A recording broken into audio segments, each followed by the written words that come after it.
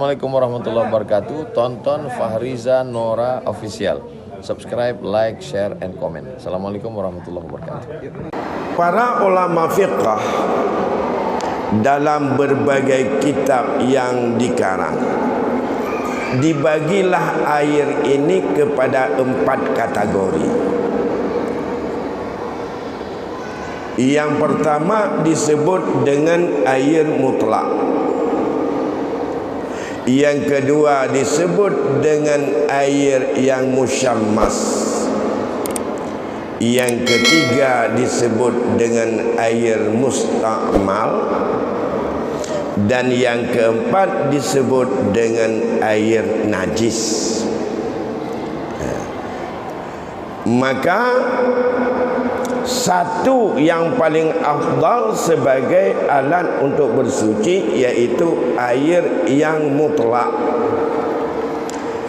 Air yang mutlak adalah air yang asli daripada tempat sumbernya air, walaupun ia muqayyad dengan sebab dilihat daripada sumber lahirnya air, itu dianggap muqayyadnya tidak menjadi persoalan dan ia dianggap air itu lepas.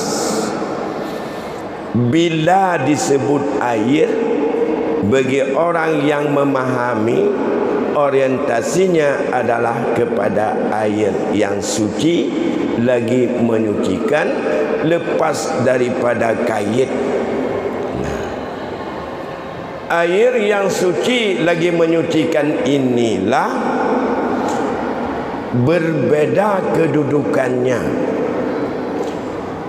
Bila dia sedikit atau dia banyak. Air yang suci menyucikan itu sumbernya adalah dari air laut, air sungai, air hujan, air sumur, air mata air, air embun. Itu adalah merupakan air yang mutlak, selama ia tidak bercampur dengan benda-benda lain. Maka inilah yang dapat untuk dipergunakan dalam rangka kita bersuci. Andai kata air mutlak itu adalah sedikit, ukuran air yang sedikit disebutkan di dalam mazhab kita yang mudah kita pahami. Andai kata ada satu tempat yang berbentuk 4 segi, tempatnya bertago, maka bila tempat itu dalamnya satu hasta tambah dengan 4 jari dan lebarnya juga sama, dalamnya sama, penuh pas. Kalau ukuran meteran kita, kalau dalam kitab-kitab disebutkan itu adalah satu hasta orang yang berprofesi sebagai utuh atau tukang. Jadi menyotawa kepada hah kita nyuk panuk menyahai kita nyuk panuk. Lebih kurang kalau kita ukur, kalau satu hasta tambah dengan 4 jari, lebih kurang adalah 60 cm. Kan hana rayu tempat 60 cm pertagot timang tapegot, panjang 60 put, lebar 60 cm, dalam 60 cm, pas penuh. Itu adalah disebut air 2 kulah. Yang susah panjang kita pahami menurut Rital dan sebagainya. Tapi itulah kalau kadar yang ma'ruf dipakai kalau dengan takaran atau dengan ukuran tempat. Sedikit kurang dari itu sudah tidak sampai disebut air banyak, dan itu disebut dengan air sedikit. Hal ini andai kata anak-anak kami membaca buku-buku, mungkin tidak seperti itu persis. Ada yang mengatakan gak ada sedikit dan banyak, yang penting air itu tidak berubah segala macam, itu sudah suci, menyucikan. Itu bukan dalam mazhab Syafi'i, tapi punya aturan-aturan lain yang sangat ketat. Itu dalam mazhab Maliki, dan itu juga ketat menyangkut persyaratan lainnya. Jangan ambil satu sisi kecuali dalam kondisi darurah. Nah, kalau banyak airnya lebih dari ukuran yang kita sampaikan tadi, maka air itu selama tidak berubah dengan masuk apapun ke dalamnya, apakah masuk najis atau masuk benda yang suci, apakah bendanya berwarna atau punya rasa, kalau dia belum berubah dari makna sesungguhnya ke mutlakannya, air itu masih suci dan menyucikan. Bukan sekadar bisa diminum, tapi juga bisa untuk menghilangkan najis. Maka andai kata di dalam air yang selain air mutlak, apakah itu sumbernya daripada keringat, atau air itu keluar di dalam kalau dalam rimba itu ada banyak daripada pohon-pohon ataupun daripada batang-batang yang seperti dia itu urat-urat besar, di dalamnya kalau dipotong banyak air keluar, dan airnya itu bening, tidak ada rasa apa-apa, itu bukan air mutlak. Untuk minum dia suci, untuk bersuci dia tidak bisa dipergunakan. Atau barangkali ada air dalam sumber, dalam pohon kayu apapun yang tampak ada rasa manis, tapi juga tidak ada rasa asam, tidak ada warna, seperti air mawar yang sudah tidak punya lagi baunya dan tidak ada perubahan warna. Kita tampung satu timba, air itu tetap bukan air mutlak walaupun dia bening sekali. Maka dalam kaitan ini, air mineral yang ada hari ini, selama kita tidak tahu air itu dari apa saja dikumpulkan, yang jelas ia air, walaupun daripada air yang mustakmal dan daripada air yang banyak, kemudian di kotak-kotak dalam tempat aqua, ini tetap disebut dengan air mutlak walaupun siapapun yang membuatnya. Selama tidak ada informasi kepada kita air ini sesungguhnya dibuat dari apa, apakah daripada air daripada pohon-pohon tertentu, atau dari apa saja, atau air laut yang sudah dirubah menjadi air yang bening dan air itu tidak lagi asin, tidak ada masalah. Karena air laut dengan asinnya bukan asin dengan bercampur, tapi karena kedudukan lahirnya dalam laut, itu tetap air mutlak. Air itu bercampur dengan tanah, sudah keruh, tapi tanah itu bukan tanah najis, tetap air mutlak. Makanya air untuk kemutlakannya tidak dilihat daripada sisi daripada warna air. Dengan ilhab je Datuk semayang. Walaupun tapi tetapi lihabnya lihab suci. Ya. Walaupun tak anggap bahawa itu adalah kurang memenuhi untuk kebersihan. Andai kata ya tanah itu bukan daripada tanah suci. Sehingga kata yang berkaitan dengan air ini, kaifiat untuk kita bersuci haruslah air yang sedikit kurang daripada kadar tadi mendatangkan air ke atas benda yang bernajis.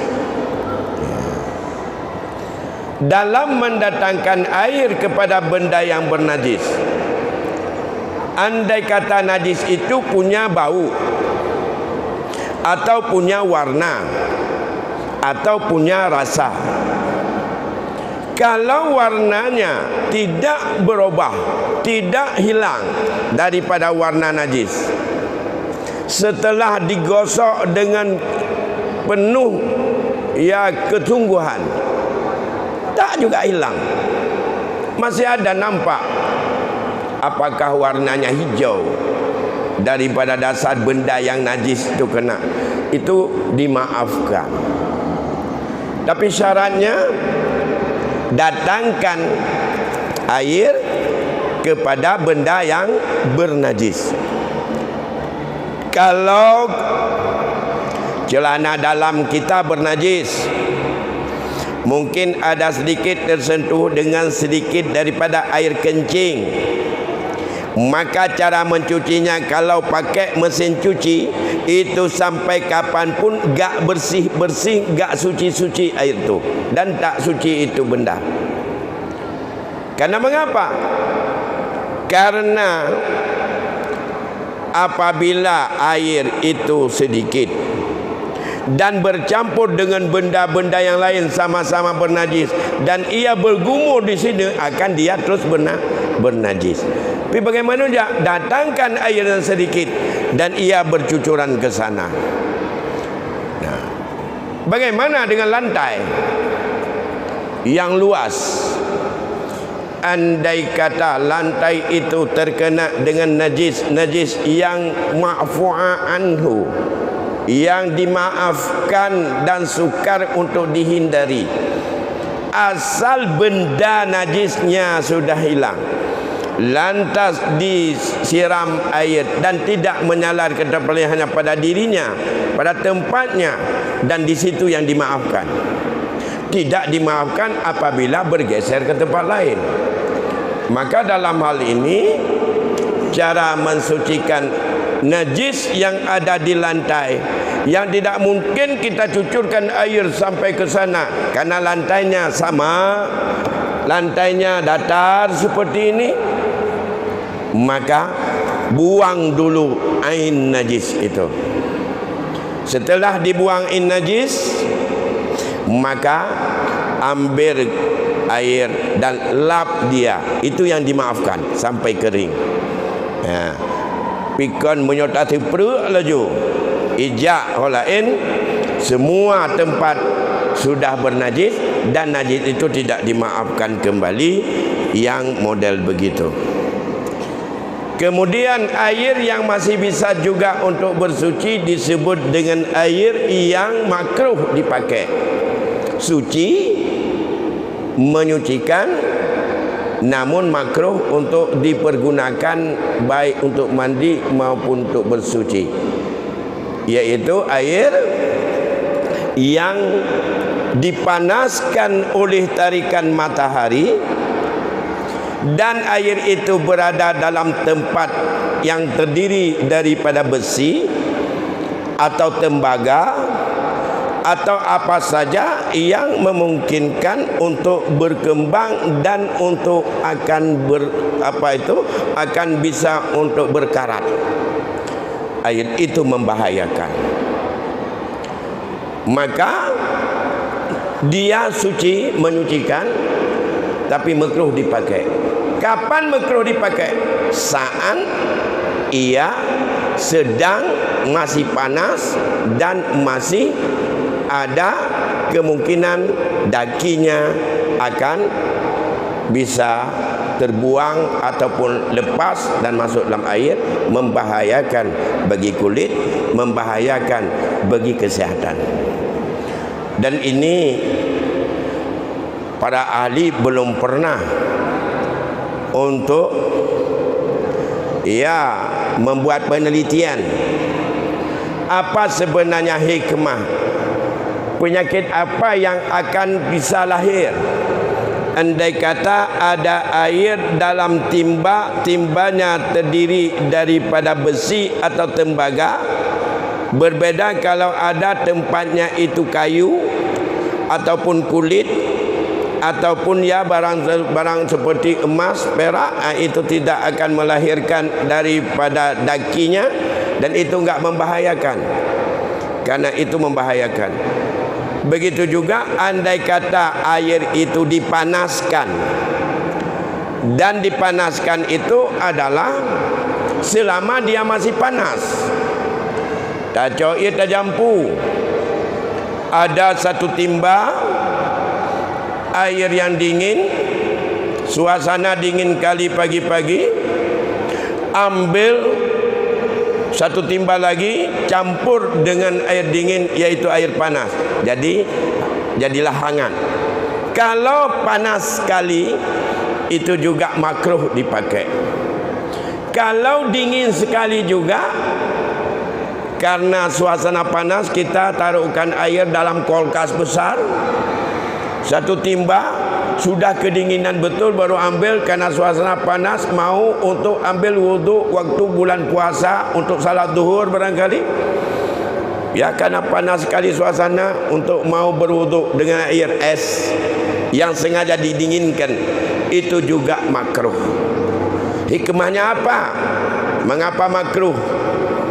Karena bila kepanasan berlebihan, orang dalam berwuduk itu adalah tidak mau untuk membersihkan secara sungguh-sungguh, karena dia harus hati-hati. Ada tempat-tempat yang merasa dia terkejut kalau kena, dan ia tidak bisa membersihkan di akar-akarnya. Dingin sekali juga demikian. Maka air yang panas sekali, dingin sekali juga tak bagus untuk digunakan. Tapi air yang sudah dipanaskan, tunggu sampai dingin, itu mutlak seperti biasa. Termasuk air yang dipanaskan, ditarik matahari tadi. Saat panas kita enggak pakai dulu. Kalau sudah dingin, barulah kita pakai kembali. Itu tidak makruh, seperti biasa. Sama dengan air mutlak yang biasa. Ini masih dalam kategori air yang suci dan menyucikan, namun tidak baik untuk dipakai bila ada air lain. Ditinggalkan air ini dan dicari air yang lebih yang lebih stabil, itu adalah lebih bagus dan hilang daripada karena ditinggalkan karena ingin untuk mendapat pahala, berpahala dengan ditinggalkan. Itulah hukum makruh. Yang ketiga, air yang mustakmal. Air mustakmal adalah air yang sudah dipakai untuk membersihkan diri, sudah dipakai untuk fardu wudu, sudah dipakai untuk mandi, bahkan sudah dipakai untuk cuci najis, untuk membersihkan najis. Sedangkan air itu mengalir, berkumpul banyak, tapi sudah dipakai untuk cuci najis, tapi tak nampak lagi. Di saat banyak lebih 2 kilah, bahwa di situ ada salah satu daripada tanda najis. Ya.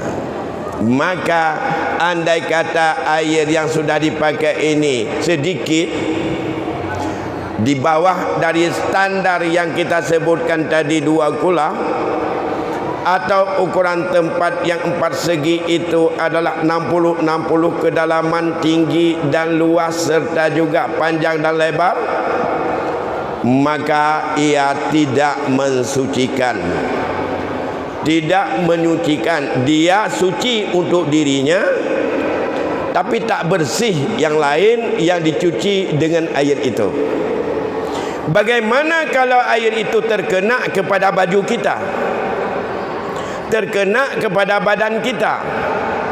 Air yang musama, air orang cuci muka di samping kita sedang berwuduk, kemudian percikan air itu terbang kepada baju kita, apakah itu adalah membuat mudarat? Tidak.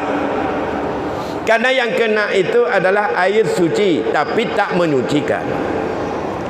Sama dengan kena percikan daripada air teh, sama dengan percikan kena air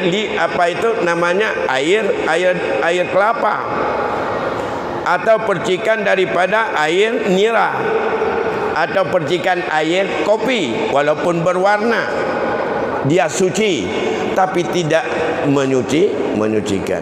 Jadi tidak pernah ada kekhawatiran dan tak perlu harus ada was-wasan. Andai kata ada tempat wuduk yang model pet yang ditaruh dekat-dekat, ini satu, di sini satu, 60 kali lain lagi, terus berdajar. Dan tas kita sama-sama berwuduk di situ. Orang cuci muka, orang cuci tangan, orang cuci kaki. Asal air itu adalah tidak disebut air najis, dan ia bukan membersihkan dari najis, tapi dia hanya air itu terpercik karena dipakai untuk dia berwuduk, itu mustamah. Kalau mustamah, tak perlu diprotes dan tak perlu untuk menjadi waswas.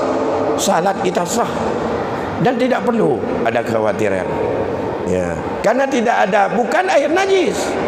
Yang bermasalah antara terpercik kepada kita, pada tangan kita, pada pakaian kita, pada tubuh kita, daripada air orang yang sedang membersihkan najis. Hingga air daripada membersihkan najis, kemudian ia lepas dari situ, air itu sudah bercampur dengan najis yang ada pada benda yang disucikan. Kalau benda itu disiram tadi, benda ini bernajis, ambil air mutlak, cuci kemari, jatuh, dan air ini di bawahnya sudah menjadi air yang mutanajis, air yang sudah bercampur dengan najis yang ada pada benda ini. Air ini tersinggul dengan kita, terpercik kepada kita, yang ini enggak sah salat.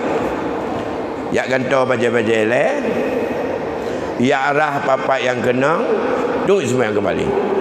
Ya, bang. Kalau air musamal tak apa-apa. Apabila air musamal itu dikumpulkan sampai melebihi daripada jumlah kadar 2 kilah tadi, air itu tidak ada perubahan bau, tidak ada yang bau najis, tidak ada juga apalagi, walaupun ada juga yang cuci baju segala macam, kumpul airnya hingga banyak, dan tidak ada salah satu sifat najis, baik bau, rasa maupun warna, air itu menjadi air mutlak, suci, menyucikan. Ya. Maka sebenarnya andai kata di tempat wuduk itu semuanya air buangan itu dibuat kulam yang bagus, dan kulam itu terkumpul lagi air itu banyak, sehingga tidak berubah airnya sampai sana, tidak lagi, dan bersih lagi, atau didaur ulang kembali menjadi air bersih, dan itu adalah tidak ada perubahan menjadi air suci, menyucikan. Bagaimana kalau berubah air itu dengan sesuatu yang tak kaya air untuk lari daripadanya?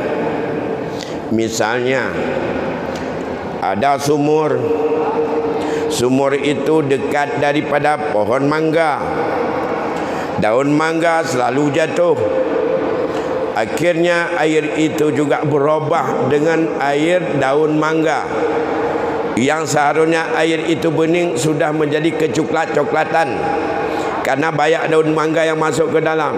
Itu tetap suci, menyucikan, kalau kita tak bisa menghindari, karena masuk dia benda yang suci tersebut, bukan dan tidak menghilangkan kemutlakan. Sama dengan tempat air yang lama tergenang dalam satu tempat, kemudian lahirlah di situ bermacam daripada benda-benda yang namanya sisa macam-macam, sehingga dia menguning atau menghijau airnya, itu tetap suci, menyucikan, karena itu bukan daripada benda najis.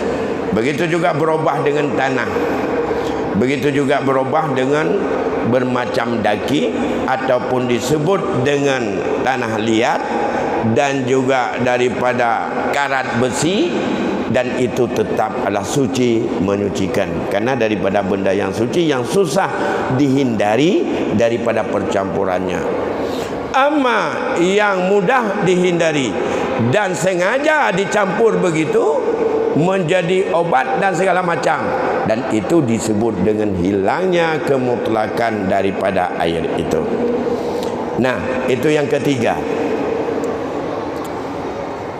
Yang terakhir, yang keempat adalah air yang bernajis atau air yang sudah terkena najis, dan air itu adalah menjadi air najis. Andai kata air itu sedikit, walaupun tidak berubah salah satu daripada sifat najis, metetep tabah titik daripada darah, lam tima'iyah, darah najis, atau red ektikuh lam iya. Nak tapi nah laju ektikuhnya, tapi ia tabah tima kali red ektikuh, walaupun tikuh tapi nah, atau red daripada apa saja benda najis lainnya, bangkai cicak jatuh, airnya satu timba, sedangkan air itu cair, bangkai itu adalah juga keras, tapi masuk dalam air itu sudah disebut air ini air najis. Ini pada hukum air yang sedikit. Tapi berbeda hukum andai kata air itu air yang banyak. Ini saya sampaikan sekilas saja karena kita ingin masuk kepada hikmah bersuci yang sifatnya batiniyah. Tapi kita ingin dulu untuk yang zahiriyahnya. Di mana andai kata air itu banyak dan air itu tergenang atau mengalir dan lebih dari 2 kulah, asal tidak berubah dan perubahannya kepada najis, 3 salah satu daripada 3 sifat najis, apakah baunya, apakah itu adalah warnanya, apakah itu adalah rasanya, kalau kita pegang glue macam-macam, licin sebagai perasaannya ini, maka itu adalah sudah bernajis. Berubah atau tidak berubah, setetes air, setetes kencing, 1 tetes jatuh dalam timba, nyan menajis ia nyan. Mantabah timah je pakai le ia nyan. Menya mantabah timah ia nyan tak pakai elom, ubat mantong kenong ia nyan taban dengan kenong najis. Pun ia tabah timah maka itulah bahayanya. Kalau kalian kencing sambil berdiri, lebih-lebih model tempat kencing yang di bawah, terbang ke baju, ambil baju, berikan ke laundry. Baju ini sudah kena najis, warnanya tidak ada lagi, baunya tidak ada lagi, sudah kering. Laundry tidak pernah tahu bahwa ini adalah kencing sudah kena pada baju itu, baju najis. Tidak dicucurkan untuk jatuh air ke sana, tapi didatangkan benda ini ke dalam air, itu sampai kapanpun tak pernah suci. Kaputih, kata peluk, tilapih, kada gadah ija.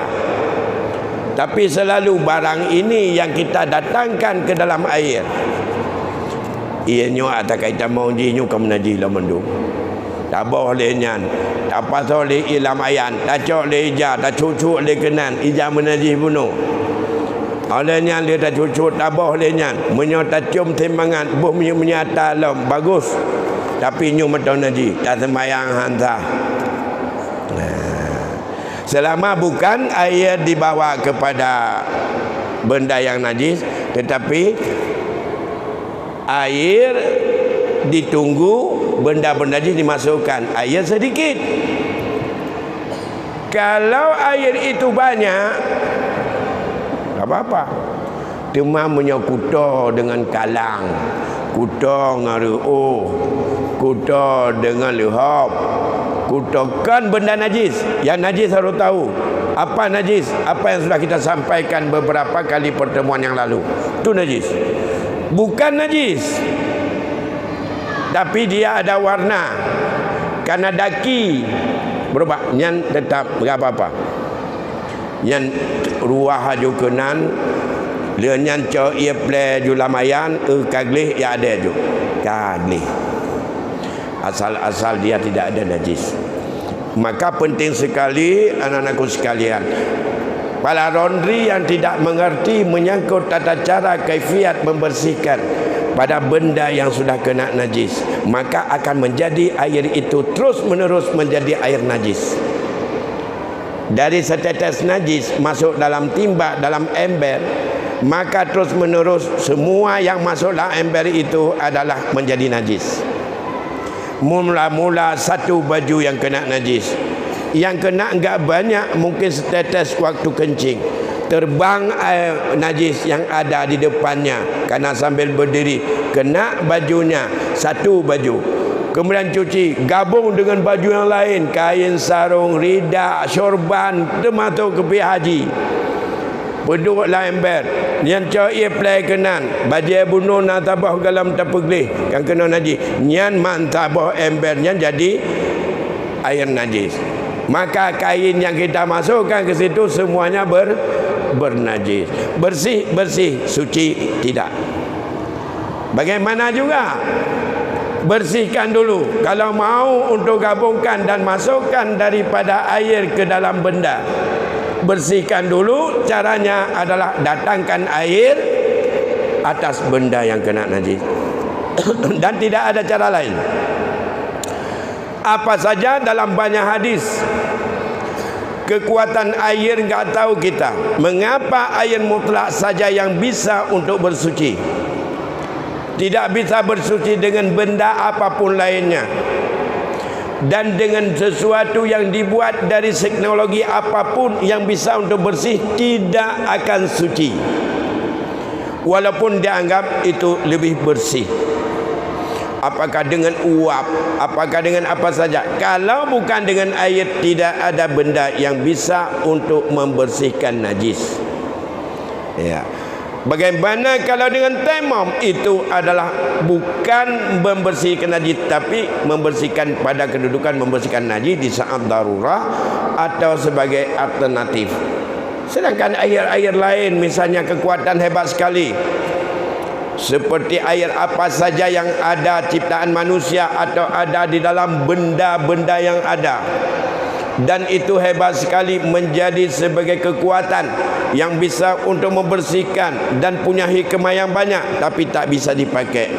Karena dalam banyak hadis Rasulullah selalu mengatakan tetap bahawa alat bersucinya hanya air, bukan dengan yang lainnya.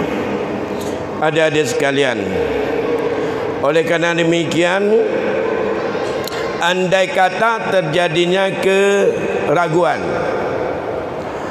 pada barang apakah ini bernajis atau tidak air ini, dan airnya masih air sedikit, seperti ada air satu timba yang di air ini sudah diminum oleh kucing atau diminum oleh binatang lain, atau tidak diminum oleh siapapun, tapi air itu kita taruh di luar rumah, apakah masuk tikus atau tidak ke dalamnya malamnya, apakah ini dijilat anjing atau tidak malamnya, antara ada dijilat atau tidak, diminum oleh kucing atau tidak, itu adalah sama kekuatan dalam hati, antara mungkin dengan tidak, antara iya atau tidak, tanda-tanda tidak ada apa-apa.